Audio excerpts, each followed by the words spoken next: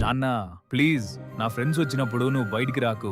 ఆ చినిగిపోయిన బట్టలతో నిన్ను చూస్తుంటే నాకు సిగ్గేస్తుంది. కొడుకు అన్న ఈ ఒక్క మాట ఆ తండ్రి గుండెను ఎంత గాయం చేసిందో ఆ కొడుకుకి ఆ రోజు తెలియలేదు. రవి ఒక సాఫ్ట్వేర్ ఇంజనీర్, నెలకు లక్షల్లో జీతం, సిటీలో లగ్జరీ లైఫ్. ఊర్లో ఉన్న వాళ్ళ నాన్న రామయ్య ఒక సాధారణ రైతు. రవికి వాళ్ళ నాన్నంటే చాలా చులకన. ఎందుకంటే రామయ్య ఎప్పుడూ ఒక పాత చొక్కా, తెగిపోయిన చుప్పులే వేసుకునేవాడు. రవి ఇంటికి వచ్చినప్పుడల్లా, నాన్న నీకు ప్రతి నెలా డబ్బులు పంపిస్తున్నా కదా, మంచి బట్టలు కొనుక్కోవచ్చు కదా, ఎందుకు బిచ్చిగాల్లా తయారవుతావు, అందరి ముందు నా పరువు తీస్తున్నావు అని అరిచేవాడు. రామయ్య మాత్రం చిన్నగా నవ్వి, నాకేం తక్కువైందిరా, ఈ బట్టలు బానే ఉన్నాయి కదా అని సర్ది చెప్పేవాడు. ఒకరోజు రవికి ప్రమోషన్ వచ్చింది. ఫ్రెండ్స్ కి గ్రాండ్ గా పార్టీ ఇచ్చాడు. అదే రోజు రాత్రి ఊరు నుండి ఫోన్ వచ్చింది. నాన్నకు గుండెపోటు వచ్చింది, అర్జెంటుగా బయలుదేరా అని. రవి విసుక్కుంటూనే బయలుదేరాడు. ఈ ముసలాయన ఎప్పుడూ ఇంతే, నా సంతోషాన్ని చూసి ఓరవలేడని గొనుక్కుంటూ వెళ్ళాడు. కానీ రవి ఊరికి వెళ్లేసరికి ఇంటి ముందు జనం, రామయ్య ఇక లేడు. నాన్న అంత్యక్రియలు అయిపోయాయి. రవి ఏడవలేదు, పెద్దగా బాధపడలేదు కూడా. కొన్ని రోజుల తర్వాత నాన్న వస్తువులు సర్దుదామని రవి పాత అల్మారా తెరిచాడు. అందులో రవి చిన్నప్పుడు రాసిన పలక, వాడు ఆడుకున్న చిన్న బొమ్మలన్నీ భద్రంగా ఉన్నాయి. వాడి కింద ఒక పాత డబ్బా దొరికింది.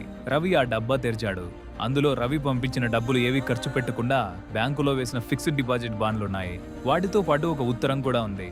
ఆ ఉత్తరంలో రామయ్య వంకర టింకర చేతిరాతతో ఇలా రాసి ఉంది, రవి, నువ్వు పంపిన డబ్బులు నా బట్టల కోసం ఖర్చు పెట్టడానికి నాకు చేతులు రాలేదు నాన్న. నీకు సిటీలో ఇల్లు కట్టుకోవాలని ఆశ కదా, ఆ ఇంటికి డబ్బులు ఉపయోగపడతాయని దాచాను. నా చినిగిపోయిన చొక్కా నన్ను కవర్ చేస్తుంది, కానీ డబ్బులు రేపు నీ కలను నిజం చేస్తాయి. నువ్వు ఎప్పుడూ రాజాలా బతకాలి నాన్న అని ఉంది. ఆ ఉత్తరం చదివిన రవికి అతని కాళ్ళ కింద భూమి కంపించినట్లు అనిపించింది. తాను పంపిన డబ్బుతో నాన్న కొత్త బట్టలు కొనుక్కోలేదు, తన కోసం కూడబెట్టాడు. తను బిచ్చిగాడు అని కిట్టిన నాన్న తన కొడుకును రాజాలా చూడాలనుకున్నాడు. రవికి ఒక్కసారిగా దుఃఖం తన్నుకొచ్చింది. నాన్న విడిచిపెట్టిన ఆ పాత చొక్కాను గుండెలకు హత్తుకొని చిన్న పిల్లాడిలా బోర్న ఏడ్చాడు. నాన్న, సారీ నాన్న, ఒక్కసారి లేచిరా నాన్న అని అరిచాడు. కానీ ఆ పిలుపు వినడానికి కూడా ఆ తండ్రి మళ్ళీ రాడు. అమ్మ ప్రేమ కనిపిస్తుంది, కానీ నాన్న ప్రేమ కనిపించదు, ఆయన వెళ్లిపోయాక తప్ప. మనం వేసుకునే బ్రాండెడ్ బట్టల వెనుక నాన్న వేసుకున్న చినిగిపోయిన బనీన్ త్యాగం ఉందని మర్చిపోకండి. ఆయన ఉన్నప్పుడే ప్రేమించండి. ఆయన కోరుకునేది మీ డబ్బు కాదు, మీ దగ్గర నుండి 2 తీయని మాటలు మాత్రమే. ప్లీజ్ ఈ రోజే మీ నాన్నతో ఒక 5 నిమిషాలు మాట్లాడండి. ఈ కథ మీ కళ్ళల్లో నీళ్లు తెప్పిస్తే, ఈ కథ వింటున్నప్పుడు ఒక్క చోటైనా మీ నాన్న మీకు గుర్తొస్తే ఈ వీడియోని లైక్ చేసి కామెంట్ బాక్స్ లో లవ్ యూ నాన్న అని కామెంట్ చేయండి.